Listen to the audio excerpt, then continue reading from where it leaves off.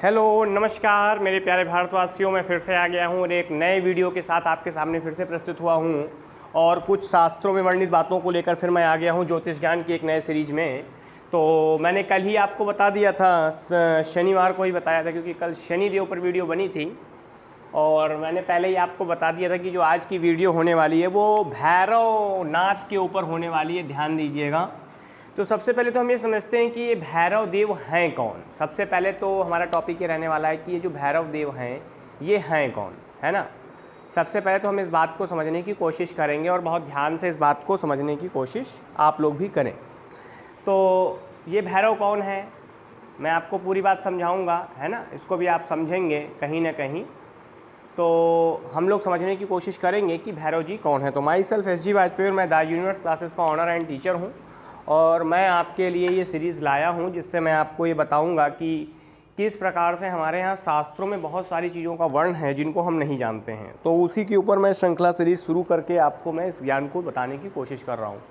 तो देखिए, सबसे पहली चीज़ ये है कि जो भैरवनाथ हैं उनके बारे में एक प्रासंगिक कई कथाएँ हैं, लेकिन जो शास्त्रों में वर्णित है मैं उसी कथा को आपके सामने रख रहा हूँ। तो सबसे पहली कथा तो ये है कि जो ब्रह्मवर्त पुराण है उसके अंदर वर्णित है और शिव महापुराण के अंदर भी इस चीज़ का उल्लेख है कि असल में ऐसा हुआ कि एक अंधक नाम का एक राक्षस हुआ करता था। अंधक, है ना, अंधकासुर उसको कहा करते थे। तो इसका एक बहुत बड़ा युद्ध हुआ महादेव जी के साथ, यानी शिव शंकर यानी भोले बाबा के साथ इसका युद्ध हुआ।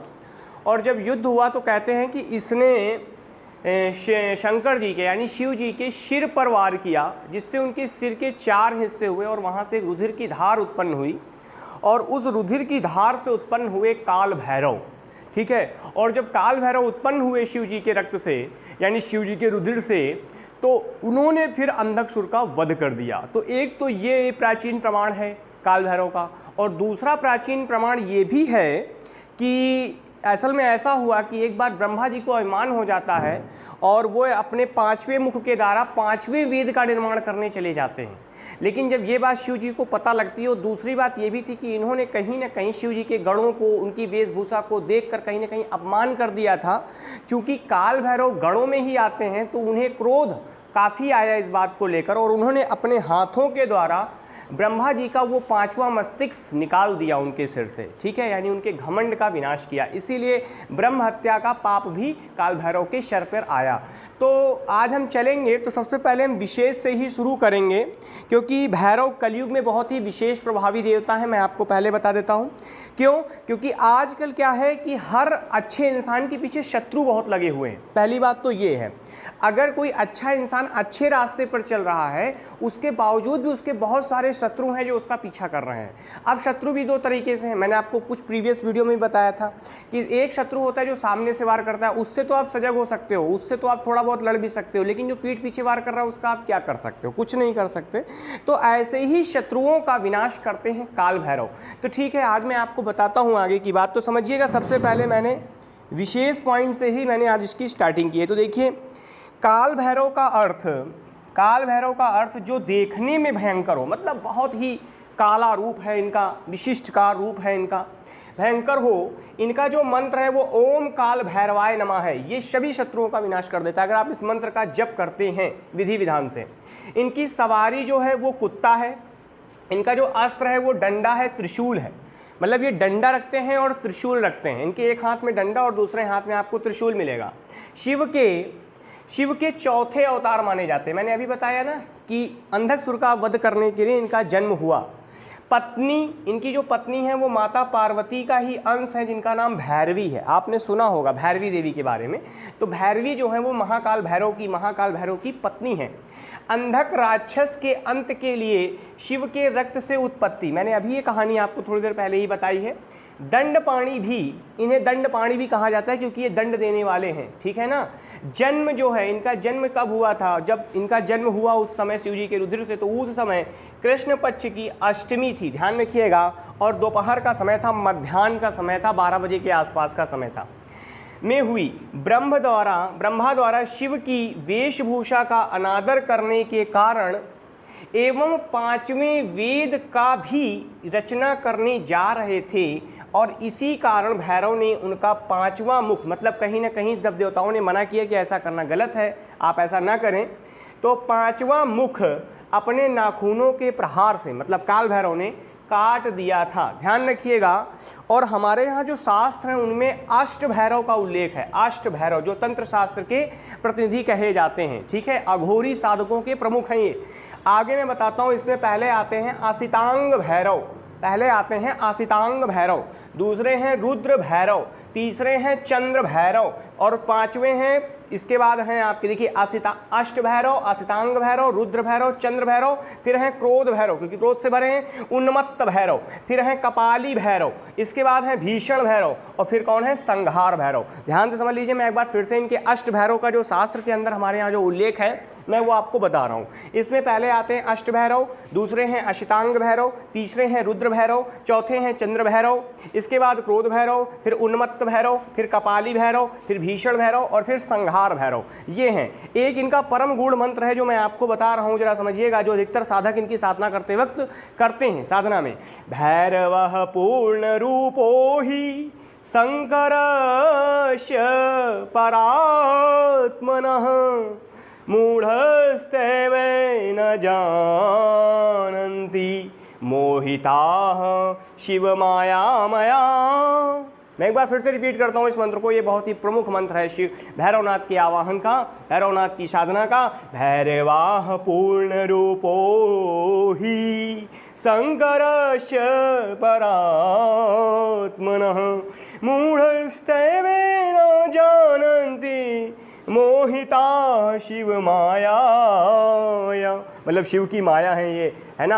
आगे चलता हूँ तो ये मैंने तो अपने यहाँ शास्त्रों के अंदर जो वर्ण था वो मैंने आपको बता दिया है। ब्रह्मवैवर्त पुराण के अनुसार ये बात कही गई है और शिव पुराण में भी इनकी कई पॉइंटों का उल्लेख है। तो मैं आपको अब आगे के बारे में बताता हूँ। तो मेरे ख्याल से आपको भैरवनाथ के बारे में ये तो इन्फॉर्मेशन पता ही चल गई होगी कि ये कहाँ से आए, कैसे आए, क्यों आए, क्या कारण था इनके आने का, ठीक है।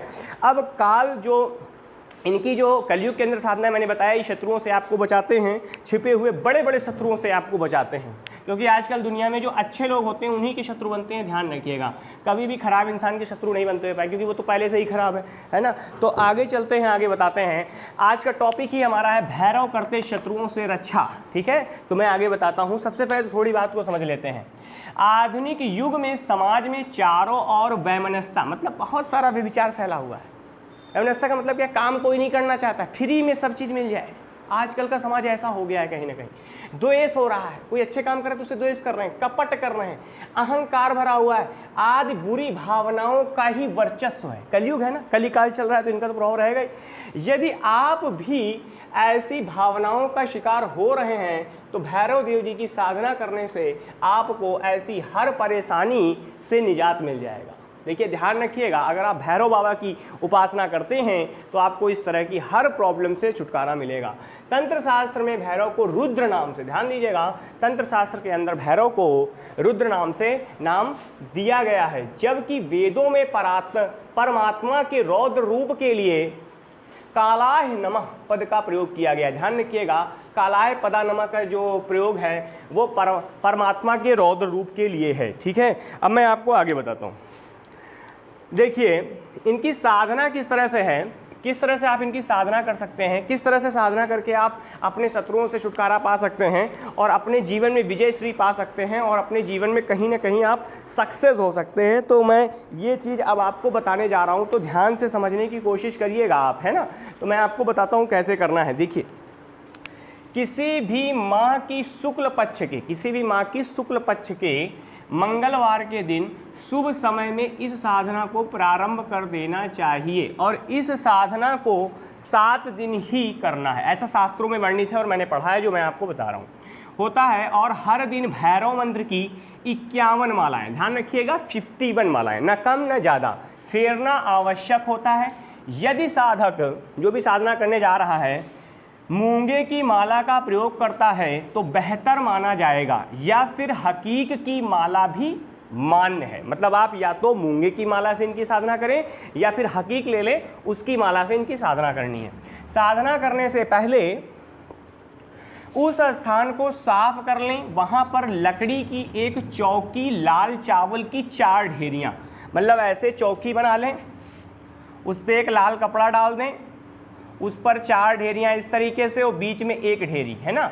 ये देखिए यहाँ पे लिखा है 1 चौकी लाल चावल की 4 ढेरियाँ तथा बीच में एक ढेरी लाल वस्त्र पर रख बना दें। अब काले रंग के दीपक को जलाकर उसके पीछे मंगल कलश रखें। दीपक के सामने गंधक के 5 टुकड़े लाल वस्त्र पर रखकर उसके समीप प्राण प्रतिष्ठा की, ध्यान रखिएगा इस तरीके से जैसे मैंने प्रोसीजर बताया इसी तरीके से करना है आपको, प्रतिष्ठा की प्रक्रिया आरंभ करें। अब साधक लाल रंग के आसन पर दक्षिण दिशा की ओर, ध्यान रखिएगा फेस आपका इसमें दक्षिण होना चाहिए क्योंकि ये तंत्र शास्त्र के देवता हैं, ध्यान से समझिए, की और मुंह करके बैठें।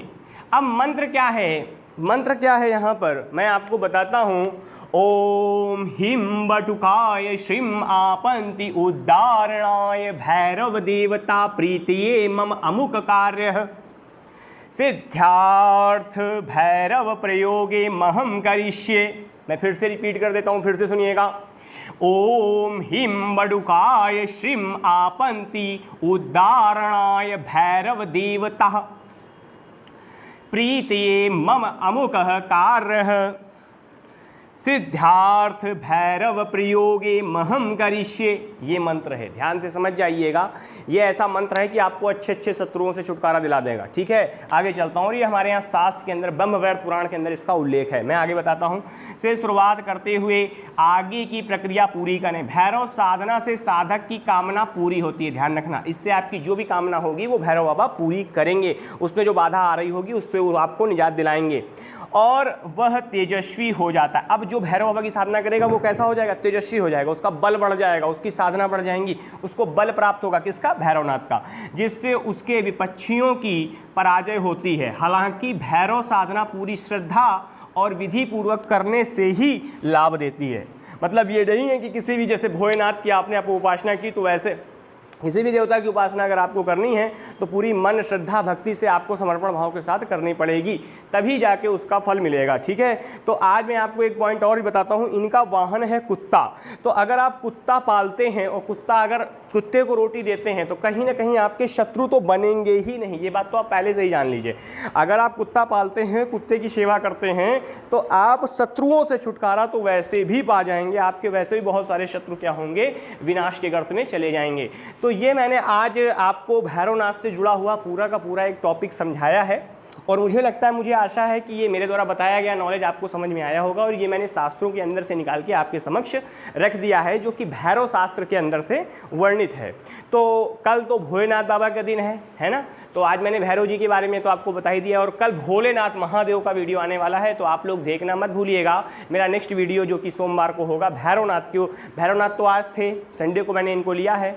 अब जो मेरा कल जो वीडियो होने वाला है वो शिव जी के ऊपर रहेगा। तो अगर मेरे द्वारा बताई गई जानकारी आपको अच्छी लगी हो तो इसको ज़्यादा से ज़्यादा लोगों तक शेयर करें, है ना, उनके ज्ञान को भी बढ़ाएं, ढोंगी बाबाओं से बचें, खुद भी समझदारी का प्रतीक बने। ठीक है, तो फिर मिलेंगे। माई सेल्फ SG वाजपेयी, मैं द यूनिवर्स क्लासेस का ऑनर हूँ। तो मैं इसी कामना के साथ आज की वीडियो में आपको छोड़े जा रहा हूँ कि आप लोग प्रसन्न रहें, खुश रहें, मौज मस्ती करते रहें। तो फिर मिलेंगे कल। Till then, bye bye.